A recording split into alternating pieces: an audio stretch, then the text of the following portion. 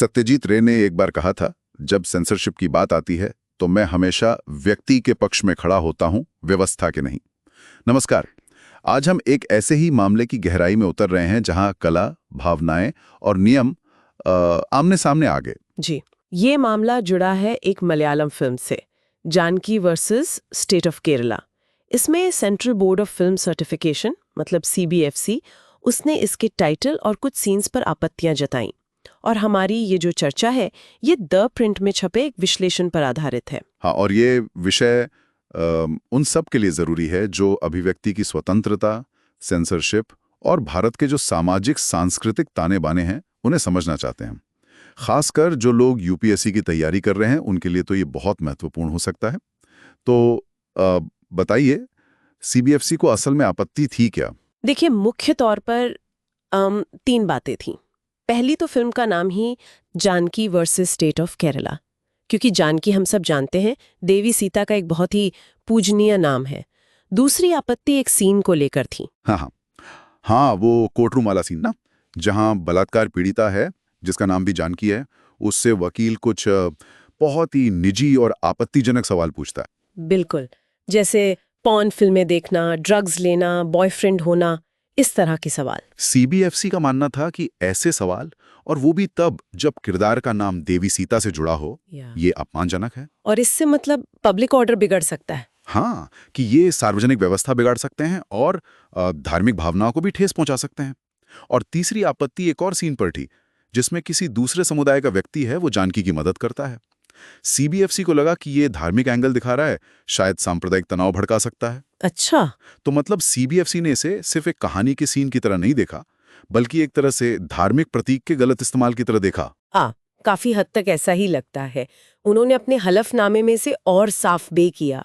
उन्होंने रामायण में सीता जी के महत्व, उनके त्याग, उनकी पवित्रता, इन सब का जिक्र किया और कहा कि फिल्म बनाने वालों ने जानबूझकर देवी जानकी या सीता के नाम का इस्तेमाल किया है। जानबूझकर मतलब उनका इरादा? हाँ, कि उनकी पवित्र पहचान का शोषण और विकृत करने के लिए। उनका तर्क था कि मेकर्स जानते हैं कि इस नाम का समाज में कितना सम्मान है और वो इसी का फायदा उठाना चाह रहे हैं। और इसलिए वो पेंडोरा बॉक्स वाली बात आई कि अगर इसे जाने दिया तो आगे और भी लोग ऐसा करेंगे। बिल्कुल सही।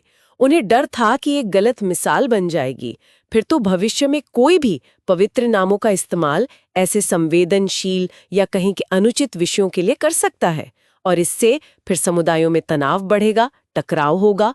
उन्होंने ये भी कहा कि भाई, पहले भी फिल्मों में देवी देवताओं के नाम वाले किरदार रहे हैं, पर उन्हें इस तरह से मतलब यौन हिंसा या व्यवस्था के अन्याय से नहीं जोड़ा गया था। और ये जो बैलेंस है अभिव्यक्ति की स्वतंत्रता और सेंसरशिप के बीच, इस पर उनका क्या कहना था? CBFC ने माना कि देखिए, अभिव्यक्ति की स्वतंत्रता असीमित तो नहीं है ना। उन्होंने कहा कि ये जो फिल्म सर्टिफिकेशन की प्रक्रिया है, ये क्रिएटिव फ्रीडम और जो रेगुलेटरी ज़रूरतें हैं उनके बीच एक बहुत ही क्या कहते हैं, सावधानी भरा संतुलन बनाने की कोशिश है। और उन्होंने कोर्ट से भी आग्रह किया कि भाई, CBFC एक एक्सपर्ट बॉडी है, एक वैधानिक निकाय है, तो उसके फैसलों में दखल देते समय कोर्ट को थोड़ा न्यायिक संयम बरतना चाहिए। तो फिर ये मामला सुलझा कैसे? कोर्ट तक तो पहुंच ही गया था। जी, निर्माता CBFC के फैसले के खिलाफ केरल हाई कोर्ट गए थे। फिर वहां सुनवाई हुई और दोनों पक्षों में एक समझौता हो गया। समझौता? क्या समझौता हुआ? CBFC इस बात पे राजी हो गया कि फिल्म रिलीज हो सकती है, लेकिन 2 शर्तों पर। एक तो फिल्म का title Janaki versus state of Kerala से बदलकर सिर्फ जानकी वी करना होगा, और दूसरा वो जो कोर्ट रूम वाला सीन था, क्रॉस एग्जामिनेशन वाला, उसमें किरदार का नाम म्यूट करना होगा। अच्छा, और फिल्म बनाने वाले मान गए? हाँ, उनके वकील ने सहमति दे दी और CBFC ने भी कहा कि ठीक है, हम 3 दिन के अंदर इस बदले हुए वर्जन को सर्टिफिकेट दे देंगे। तो ये पूरा मामला, इससे हम समझें क्या?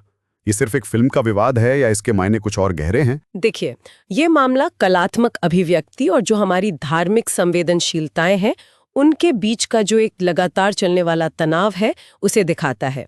यहाँ ये भी साफ होता है कि CBFC जैसी संस्थाएं जो हैं वो अपने गाइडलाइंस को कैसे इंटरप्रेट करती हैं और ये व्याख्या कई बार कितनी सब्जेक्टिव हो सकती है।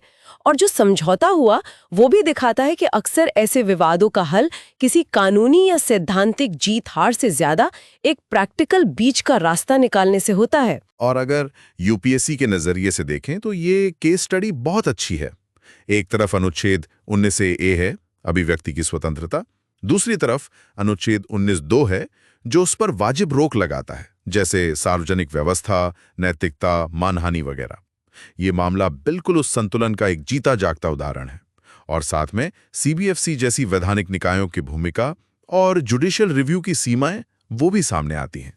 बिल्कुल सही कहा। ये केस स्टडी इन जटिल कॉन्सेप्ट्स को असल जिंदगी के संदर्भ में समझने में मदद करती है। तो संक्षेप में कहें तो धार्मिक भावनाओं और पब्लिक ऑर्डर की चिंता में सीबीएफसी ने आपत्ति जताई, पर आखिर में एक प्रैक्टिकल समझौते के तहत फिल्म रिलीज हो पाई। जी, और ये हमें सोचने पर भी मजबूर करता है, क्या किसी किरदार का नाम या कोई प्रतीक इस्तेमाल कर लेना ही हमेशा भावनाओं को ठेस पहुंचाने वाला माना जाना चाहिए, या फिर हमें कॉन्टेक्स्ट देखना चाहिए?